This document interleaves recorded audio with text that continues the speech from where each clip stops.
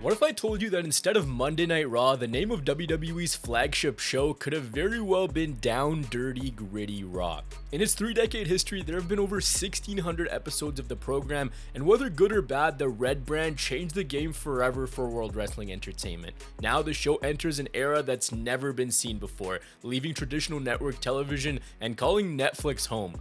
However, it's completely possible that this story turns out different in so many ways. In the 1990s, Vince McMahon wanted to rewrite how professional wrestling was broadcast. He wanted to do something unlike any other, create a program that would become a staple of television, something that would be as universally recognized as the biggest sitcoms or sporting events. Originally, primetime wrestling held the Monday night slot, making its debut in 1985, going on to air for 401 episodes. But this wasn't anything close to the format of what you see today. The hosts highlighted matches from WWF house shows while airing pre-taped interviews, as well as peppering in skits that would air before they transitioned into the next match. Fans also fell in love with the chemistry between host Gorilla Monsoon and Bobby Heenan. We're here. Wait. Let me tell them where we're at. Oh, all right. We're sitting by in my palatial estate in Beverly Hills. We are poolside. not. What? Okay, you want me to say something? Yes, I'll be glad to. Go ahead. Let's go back and join the match. What? The whole point of primetime was to help sell up-and-coming pay-per-views. At times, viewers would be watching matches that were weeks old.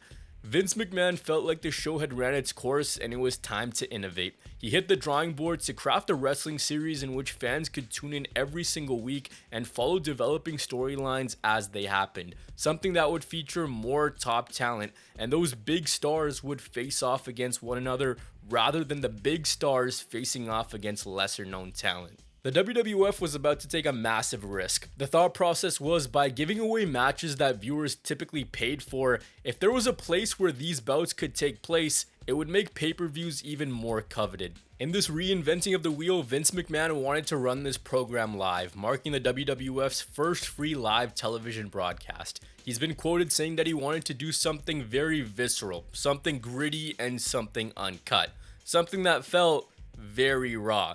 However, that name almost didn't happen. While Down Dirty Gritty Raw was the working title, an executive suggested they just chop off the first 3 words, with Vince adding in the Monday night. Another possible name was Raw Uncooked, which was suggested by the former VP of Business Operations. None of these names ended up being used. Just imagine all these years later having a conversation with someone about the madness that you had just seen unfold on Down Dirty Gritty Raw the other night. The name isn't even the most interesting part of the developmental stages. Through its existence, the Red brand is known for crazy in-ring action, a rambunctious crowd, and at times some of the craziest moments known to mankind. So that makes it unfathomable to think that a show with that profile was supposed to be clean and polished from an audience standpoint. McMahon wanted to serve dinners to those in the audience to make the production feel like a high-class dinner theater. Now picture that, chaos unfolding in the middle of the ring while a dinner party ensues in the crowd. The owner of the company also wanted to purchase a venue that would serve as their home base so they could save money and not have to pay venue fees. New York's Manhattan Center became Raw's home in the earliest years, giving the show an intimate setting. The original name didn't happen. Food being served, also a no-go. A building owned by the WWF, that also didn't come to pass. When all the dust was settled, the promotion was ready to unveil what would become a historic brand, as on January 11th, 1993, Monday Night Raw hit the airwaves for the first time ever. We are live from the streets of a chilly New York City. Hello, everyone. I'm Sean Mooney. A few minutes ago, it was a mob scene out here. Everyone braving the elements to be a part of Monday Night Raw. Once the open wrapped up, Vince McMahon's voice was the first thing you heard. Stood at ringside alongside Randy Savage and Rob Bartlett, the commentary crew previewed the night to come from the Grand Ballroom. Yokozuna and Koko Beware was the first televised match on the brand, while Undertaker and Damien Demento main evented the show. Though the venue didn't house anywhere near the audience that would eventually become commonplace, it gave the landmark presentation a homier feel. The debut also continued the WWF's relationship with the USA Network. From 1993 to 2024, Raw was on the network for all but 5 years, from 2000 to 2005. As the program continued to build its reputation and forge an identity, the May 17th, 1993 episode was crucial in its development, namely for two huge moments.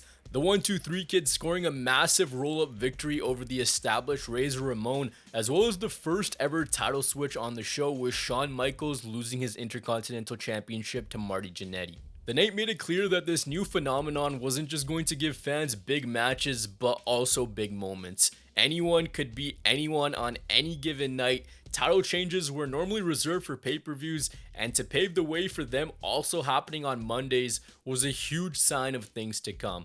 The red and black presentation gave it an underground, gritty feel. The booking decisions were helping give it credibility, but numbers-wise, the WWF was struggling. One of the reasons for the smaller venues was the continued effects of the steroid scandal of 1991, and despite Vince McMahon being acquitted of all charges, there was still a dark cloud over the company. Plus, for some people, the allure of Hulk Hogan's golden era had simply worn off.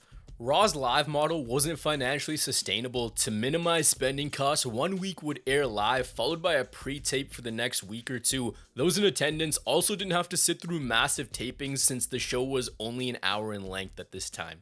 In year one, September of 93 was a huge moment as it was the first Raw that went away from New York as the cast emanated from New Haven, Connecticut. Slowly, the demand of becoming a touring brand was coming to the forefront, going from a 1,000 seat venue to a 3,000 seat venue and then 12,000. In its earliest years, the New Generation era took center stage, the marquee names being Shawn Michaels, Bret Hart, Undertaker, and Razor Ramon, and whether you think the era is good or bad, that's up to you. However, a key criticism of it is Vince's idea that everyone needed a gimmick. Across the board, you'd see plumbers, dentists, clowns, hockey players, garbage men, teachers, so on and so forth. There was some sort of occupation tied to nearly every single character, and for a program that was so innovative, the cartoony vision seemed out of touch. A few years in, Raw had record low TV ratings with a disastrous 1995. There wasn't anything that captured the imagination of the audience, and the company was on complete autopilot. On the flip side came competition, Ted Turner's World Championship Wrestling. The show first broadcast on September 4th, 1995 and went unopposed because of the US Open taking over Raw's time slot. A week later would begin the War of Worlds between WWF and WCW, known as the Monday Night Wars. A battle that would eventually result in both brands trying to throw out their best shot every single week. The Red Brand's direct competition had financial backing, plus they'd use stars that WWF had helped create to their benefit, so much so that Raw tried to recast some of those big names that had already departed. In June of 1996, Nitro began to dominate the ratings for 83 straight weeks, and it was very clear that whatever Vince McMahon's company was doing on their primetime offering wasn't sticking. The New Generation then started to make way to a new era. The genesis of this craziness would ensue in the late 90s with a very controversial angle. The sanitized, family-friendly World Wrestling Federation ran an angle where Brian Pillman pulled out a gun defending his home from the invasion of Stone Cold Steve Austin. Bruce Pritchard pitched this to both Vinces and they gave him the green light because they were getting whooped by the competition, so they needed something to give them some sort of upper hand. They needed something to tighten the gap between them and WCW. In the original write-up of the script, Pillman's wife was supposed to take some sort of bump in this segment. Speculation suggests that the bump would have led to Pillman firing 2 shots intended for Austin, with the feed cutting off once that happened. USA executives asked for these 2 parts to be removed. They greenlit this, assuming it would be seen as just another wrestling angle. But as a lot of you know, this wasn't just another wrestling angle. The feed cut off when Pillman aimed a gun at Austin, and this right here almost got Raw thrown off TV. The USA Network's VP of Sports Programming wanted the show gone, not just because of how real the whole thing felt, not just because of how shocking it was for the younger audience, but because an F-bomb also made it to air. Angry parents called the station to file complaints, outraged at what they had just watched. There were certain people within the ranks who weren't aware that Vince had been given pre-approval on this. The company's CEO sat down with McMahon and told him that they couldn't be running stunts like this if they wanted to continue to be on air. And judging by what came next, it really seemed like he listened. Raw now hit the 180 of all 180s. They met their competition head on, and the following year changed the game forever. The first step in the brand's revival was shifting to 2 hours to combat Nitro starting the first week of February 1997. The following Monday, the brand debuted the Raw is War moniker to draw the line in the sand. What ended up happening here was they split Raw into 2 different blocks. Hour 1 was labeled Raw is War, the more tame of the 120-minute broadcast, while the final 60 was known as Warzone and featured more adult-oriented content. This helped them manipulate the ratings depending on which hour performed better, plus the opportunity to negotiate higher ad rates depending on the viewership of the slot. But now it was time for Mondays to develop a whole new attitude.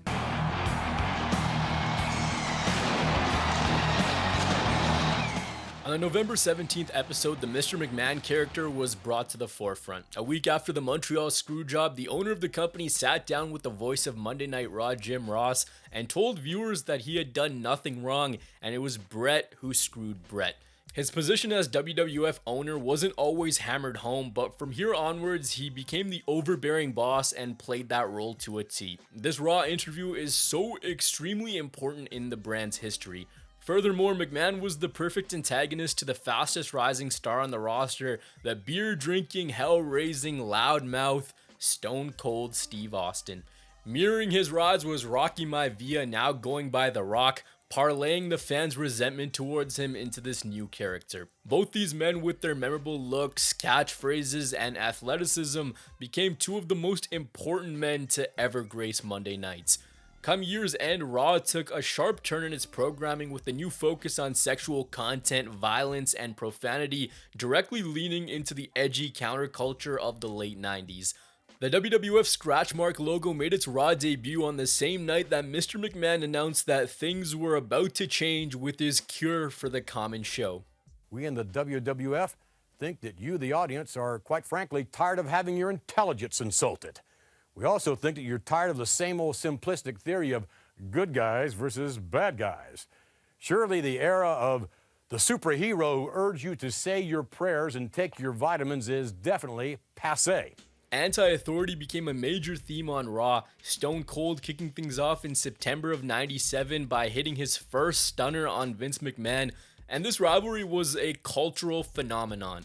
Take into account, Mondays was when the work week started, so coming home from a 9 to 5 and then vicariously living through what WWF was presenting was massive. Mike Tyson appeared on the show in 1998, and you could say this was a precursor of things that would take place in the late 2000s. This helped the promotion garner mainstream headlines heading into that year's WrestleMania, and the monumental wave of momentum continued for the brand on the April 13th Raw, where for the first time in 83 weeks, WWF beat Nitro and ended their winning streak. Stone Cold taking on Vince McMahon was advertised, and fans wanted to see what would happen when the boss finally got into the ring against the guy that he kept trying to hold back. After this, Nitro would only win 8 more head-to-head meetings against Raw. One of the most iconic moments in company and Raw history came just a few weeks after the streak was snapped. A brash moment where WWF took a direct shot at WCW when DX invaded the Norfolk Scope. Raw had a very memorable year headlined by the antics of Austin, from paying a visit to Mr. McMahon at the hospital, being arrested, and driving a Zamboni to the ring. 1998's importance in Raw's history goes without saying for how pivotal it was in WWF turning the tide in their favor. To start the final year of the 90s came a pretty big backfire on one side that led to the opposing side cashing in. Vince McMahon's offering was headlined by Mankind taking on The Rock for the company's top prize. The show was pre-recorded, and WCW, getting wind of the result, leaked it to their audience. Eric Bischoff told Tony Schiavone to tell everyone what would unfold on the other show, and he sarcastically added, "That's gonna put some butts in the seats." Evidently, the butts were planted into couches as 600,000 viewers switched to Raw to see the triumphant win the same night the infamous finger poke of doom took place. Raw from here on could seemingly do no wrong. The product as a whole was molten hot, as mainstream as it had ever been, and I can't understate this show's importance in the rise. All the big moments, all the biggest stars and angles, all played out on Monday Night Raw. The viewership peak came on the May 10th, 1999 edition, pulling in a monstrous 8.1 as the broadcast went unopposed. Take your picks of the wild and wacky moments, the reveal of the higher power, an unconscious Stephanie McMahon marrying Triple H, cement in McMahon's Corvette, Austin and Rock brawling on a Detroit bridge, Stone Cold giving the corporation a beer bath, the iconic debut of Chris Jericho in the summer. But the magnum opus for segments in the show's history came to us courtesy of Mick Foley's This Is Your Life. This pulled in an 8.4 for the quarter, only to be outdone by a match between Stone Cold and The Undertaker, which got a 9.5. In September of 2000, the program left USA Network for the first time as Viacom got the rights. For 5 years, TNN and later Spike would become the exclusive home of the show. If you remember watching in these years, the logo was in the corner of the Titantron. WWF continued their popularity, and on the flip side, the competition diminished in quality, viewership, and many other aspects. WCW's decline in ratings and revenue led to AOL Time Warner selling the WCW rights, library, and contracts to the brand that they were trying to beat. Vince McMahon purchased the company for $4.2 million, and Raw became the only game in town. Come March of 2001, McMahon announced that he now owned World Championship Wrestling. It was on this simulcast where his son Shane appeared on WCW grounds to announce that it was actually him who owned the promotion. Out of this came the invasion, and now the dream match possibilities were endless. Fans wanted to see the top WCW guys take on the top WWF stars. Due to many factors, including Vince not wanting to have the massive AOL contracts on his books, this storyline was missing a lot of the heavy hitters. Ric Flair, Goldberg, NWO, Sting, a lot of these guys ended up on Raw in the coming few years anyways, but without getting too deep into what the angle was or could have been, you still had your fair share of moments on the red brand, whether good or bad. Regardless of all of that, it's here where the story of Monday Night Raw could have changed forever. Since WCW now belonged to Vince, he explored the possibility of keeping it as its own brand. SmackDown had been added into the programming rotation 2 years before this, and an idea being thrown around was that one of the two shows would become exclusive to the newly acquired rights. Vince's thought process was, since SmackDown on UPN was available in more homes than Raw on TNN, it would be the Blue brand that would take the reins and become the #1 show, while Raw was WCW. The promotion toyed around with the new assets that they had acquired, and this started in July of 2001. For the first and only time, the final 20 minutes of the Monday night show were reserved for World Championship Wrestling, as everything about the program was transformed, from the match graphics, ring aprons, commentary team, and even the music. For this showcase, the match that was presented was Buff Bagwell challenging for the WCW Championship against Booker T, an infamous bout that was poorly received by the Tacoma crowd, leading to Vince scrapping any future plans of the IP being used after the buyout. Now, any chance of continuing that experiment was completely dead. As we moved away from Raw's peak performance and into the Ruthless Aggression era, the Raw is War tagline was dropped following the events of September 11th. WWE went on to create competition within themselves, but first I have to mention the man who ran the show for the next few years. To start 02, Triple H returned after a quad injury to a massive crowd pop. He'd have an ironclad grip on the World Heavyweight Championship for the upcoming few years. This after the first WWE draft where kayfabe company co-owners Vince McMahon and Ric Flair assembled their rosters. Undertaker made history as the first wrestler drafted to Raw, going second overall. As Raw ushered in a new era, with that fresh start came a whole new presentation, graphics, stage design, and of course, one of the most universally beloved anthems in company history, the Union Undergrounds across the nation.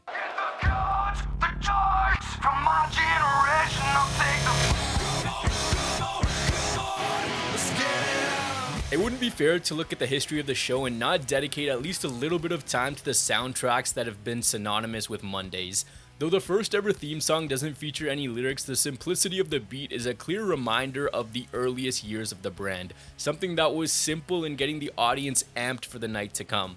Thorn in Your Eye was introduced in '97, but before unveiling the track that defined the Attitude Era for 3 episodes, it was actually The Beautiful People by Marilyn Manson. You probably remember this better as the SmackDown theme song from 2001 to 2003. Clearly, whoever was in the music department loved this song so much that they brought it back for a second go-around. And speaking of second go-arounds, Papa Roach is featured twice, First with To Be Loved from 2006 to 2009, a timeless classic adored by so many fans, and then the far less acclaimed Born for Greatness come 2018. Raw's opens followed a very similar theme with a rock metal identity focused on quick cuts, a red grungy theme with the sole focus of hyping up the viewers for the night to come.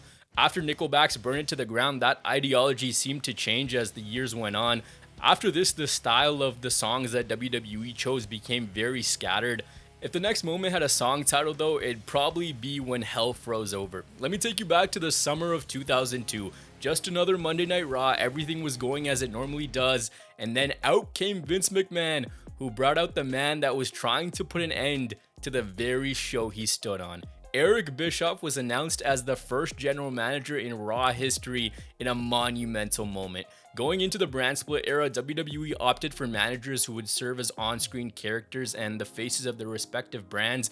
Bischoff, as the tyrannical bad guy of Raw, drew crazy levels of heat. Aside from becoming the first true Raw general manager, he also holds the title for longest term served. When you look at the history of GMs over the years, let's just say it's quite the list, from laptops, football players, wrestlers, and a variety of celebrity guest hosts. Raw's timeline continued to be populated with historic moments, from Lita and Trish becoming the first women to main event, the unmasking of Kane, the Raw debut of Goldberg, among others. But the next big development in its history came when the chapter of Evolution came to a close. Once Batista hit Triple H with the Uno reverse card and planted him through a table, the Animal for a little bit of time became the face of WWE's premiere show. That didn't last too long. On the June 6, 2005 episode, John Cena made the move over, and Raw now had their cornerstone for the next decade. This was also the year where we got one of the most emotional Raws of all time after Eddie Guerrero passed away. One of the most heart-wrenching episodes of WWE programming you'll ever see. Across the board, wrestlers were left shocked at the tragedy, something that had unfortunately also happened in 1999 with the passing of Owen Hart. Programming-wise, things were still insanely wild and wacky at points, but the shock value was toned down compared to the previous era. Certain stories were based in realism, and the quality of the wrestling got stronger. Raw had a fantastic cast of characters, an all-star mix of WWE's new generation at the time, and holdovers from before the new wave took over. Two of the newest stars were Edge and John Cena, the two dominating the main event scene in 2006. The rated R superstar with girlfriend Lita engaged in a live celebration to end a January Raw. The segment earned a 5.2 rating, which was the highest the program had in a year. The closing to the show was a clear sign that though the label of the era may have changed, WWE was still going to toe the line with risque segments and storylines, but that didn't last too much longer. Since January of 99, Raw had a TV 14 rating. Starting July 22nd, 2008, Monday nights completely changed. Raw and WWE went full PG, getting rid of the excessive violence, colorful language, and adult-oriented themes that had become commonplace in the company for many, many years. There was a variety of reasons for this happening, including the urge to appeal to big advertisers. Former WWE executive Michelle Wilson told the Sports Business Journal that the image-cautious product helped them rake in substantial profits. If you remember, WWE started sponsorships with Mattel, 7-Eleven, and Pepsi. The promotion also spent $20 million in the move to full high definition, which started in January of 2008. Raw's ratings on the USA Network were starting to suffer. This led to two big publicity stunts in order to improve viewership. The first coming in the summer with Mr. McMahon's $1 Million Mania. In this relatively simple concept, the owner of the company gave away $1 million of his own money throughout the show. Fans were told to look out for a special passcode, and the idea was that this would keep the audience invested for longer. The contestants were notified before the show, but as you can imagine, when you combine technology, a live television broadcast, and an old man, things become a big mess. These bloopers range from McMahon mishearing people, taking forever to dial the correct number, and even getting rickrolled by one of the winners. Once the ratings didn't hit like initially envisioned, the idea was scrapped, but this was only the beginning, because after this came the much maligned Raw guest host era.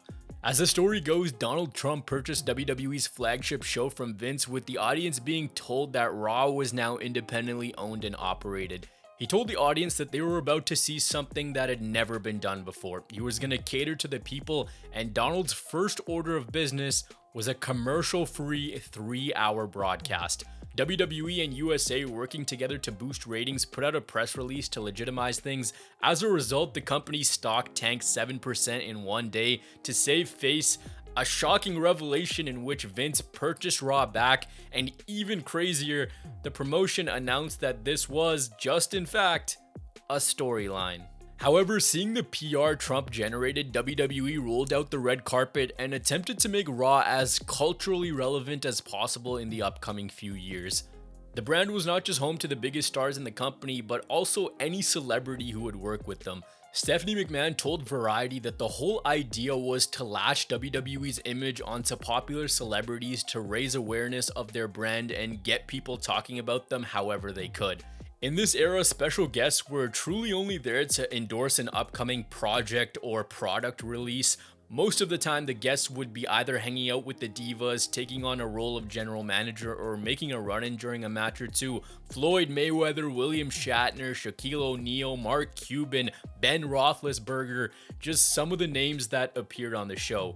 What WWE wanted out of this is exactly what they got. By virtue of having mainstream stars on their brand, they would carry back their Monday experience to the broader audience, helping WWE's exposure. This continued for about 2 years on a consistent basis, and then became more sporadic in the mid-2010s.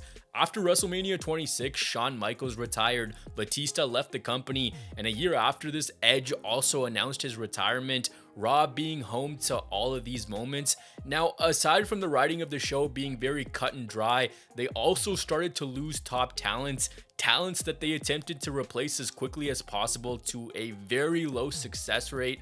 A success rate only met by TNA's failure to go head-to-head with Raw. In March of 2010, Impact was moved to Mondays in a gutsy attempt to spark another battle of brands. This thing only lasted 10 weeks, with Raw getting the clean sweep. Over the years, Mondays, more than any other WWE program, have been home to theme nights. Whether that was Raw Bowl, a retro throwback, a litany of season premieres, Raw Roulette, or the obligatory holiday-themed episodes, in 2010 came one of the most memorable, this one labeled Viewer's Choice. To cap off the night was one of the most striking visuals in company history as fans bared witness to the debut of The Nexus, a group of ragtag NXT quote-unquote rookies destroying everyone in their path, no matter if they were a wrestler or not, exposing the ring, beating down John Cena, leaving the ringside area looking like an absolute crime scene. This group's takeover of Raw was what weekly programming revolved around heading into the following year. On the yearly, Raw and WrestleMania go hand in hand, but in 2011, let's just put it like this, the build-up to the WWE title match between The Miz and John Cena was just DLC for the following year's main event between Rock and Cena. The Great One returned for the first time in 8 years and was announced as the host of WrestleMania. The night after this show, Cena and Rock shook hands and the build began a year in advance. Also heading into this show, the commentary stylings of Michael Cole were very heavily criticized. Having a heel play-by-play commentator opposed to color guy is a stark contrast, because the job of the play-by-play guy is to call the action as it unfolds move by move. Here he was slowly fusing this commentary into a beef with other broadcast partners.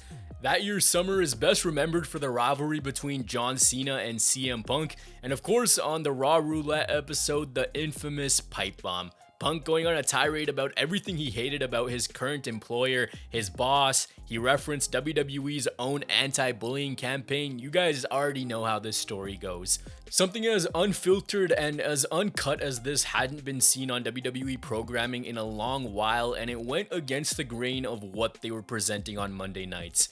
In August, the brand split came to an end, and in its place, we got the Raw Super Show, where roster members could move between whichever show they wanted. Of course, it wouldn't be a look back at Monday nights without talking about the Raw after WrestleMania, a collection of the most passionate fans from across the world, turning the program into one of the biggest parties all year.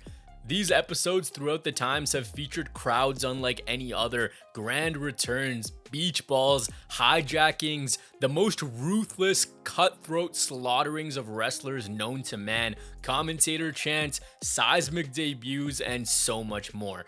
There's a good argument to be made that the 2010s were the absolute peak of the Raw after WrestleMania crowds. In this instance, it was the return of Brock Lesnar to WWE programming for the first time since 2004.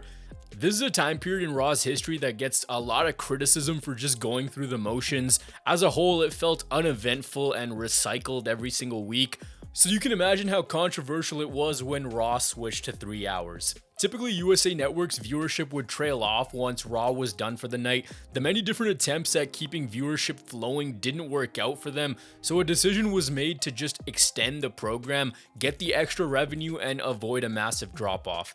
To kick this whole thing off was maybe the only time a Raw anniversary episode has actually carried significant weight, that being Raw 1000. WWE promoted the landmark show with a commercial in which the superstars misheard that Raw started at 8 p.m. I don't want to go to Kuwait. Hey, boss, got your message. Kylie's here to check your prostate.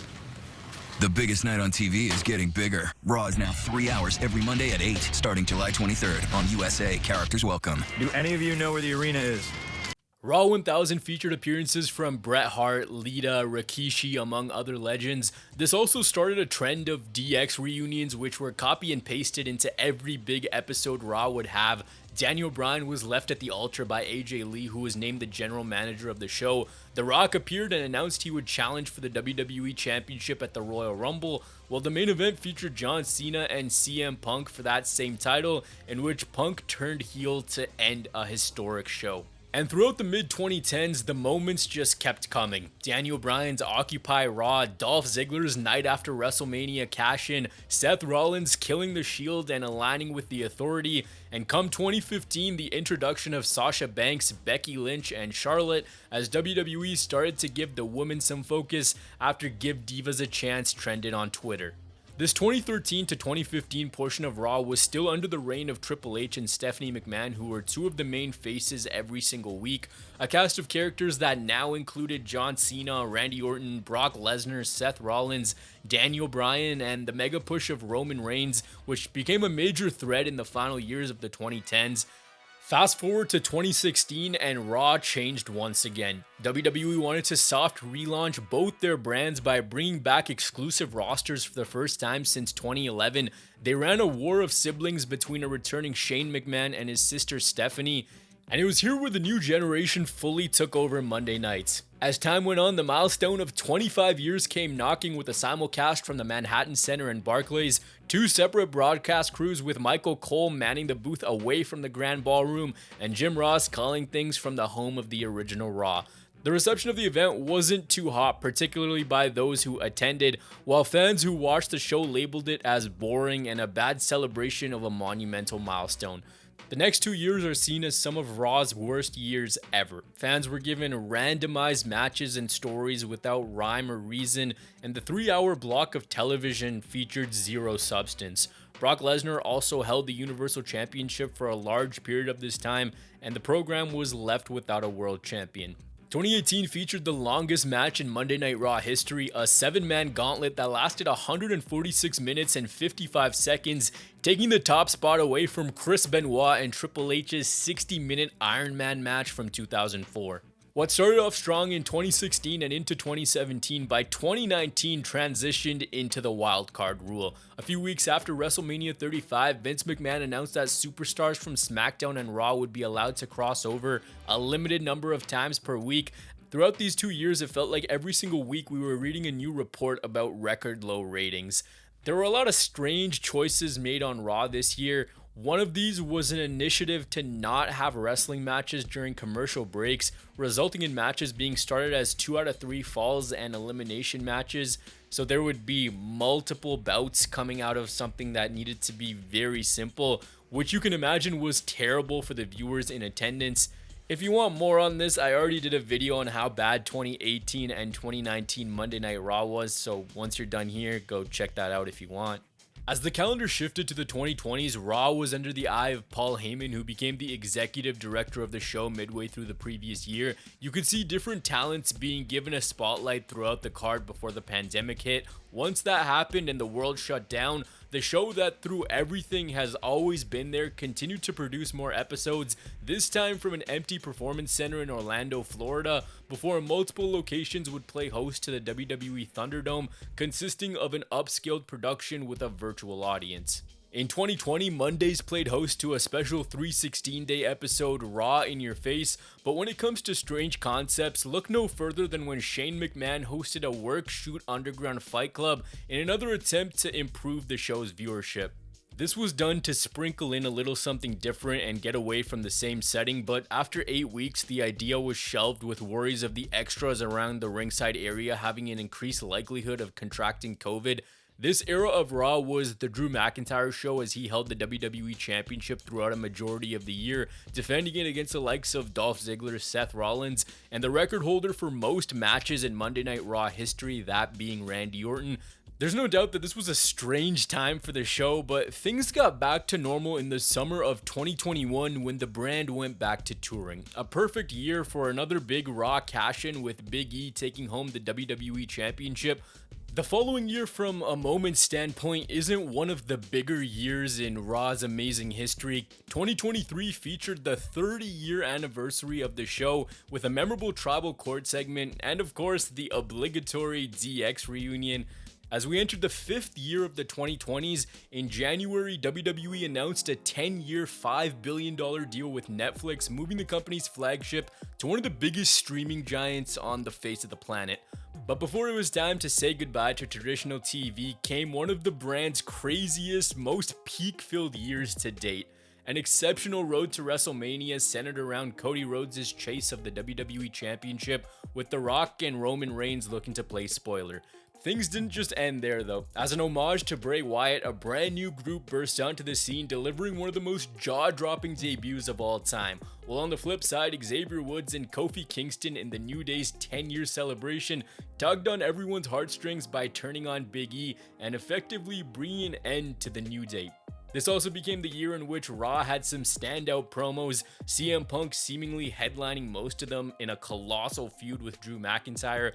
The December 30th, 2024 episode from Houston, Texas marked the end of an era for Raw on network television, the final televised match going to Io Sky and Lara Valkyria. Finishing up the 2-hour broadcast was CM Punk and Seth Rollins, who absolutely ripped into each other, and that was it. The history of this show goes deeper than all the things discussed in this video. There are moments that could be listed off for days, but the simple fact is, without Raw becoming the brand that it does, the WWE doesn't become the company that it is. If you go back and ask someone about the most iconic rivalries, the grandest moments, times where all hell broke loose, you'd be hard-pressed not to mention the 3-letter program in those conversations. Looking back at the history of Monday nights, there's a variety of different iterations that the show has gone through. This program is undoubtedly WWE's flagship, and for good reason. It's where wars were fought, moments became immortalized, and new stars rose every calendar year. What began as a vision to change what wrestling was to the mainstream viewer quickly became an innovative new way to tell stories and the canvas for all the top stars the WWE pipeline has created. An outstanding history that could have shaped up very differently if the brand didn't adapt. New stars didn't come to the forefront and risks weren't taken. Now the program makes its groundbreaking move to Netflix, a streaming service where brand new stories will shape the company for years and years to come. What started as something so simple became a global phenomenon, and now Mondays are synonymous with Raw. January 6, 2025 marks a seismic shift in the brand's lineage and a furthering of over 3 decades of enthrallment, violence, and unhinged moments. So let's see what the future holds for a show unlike any other.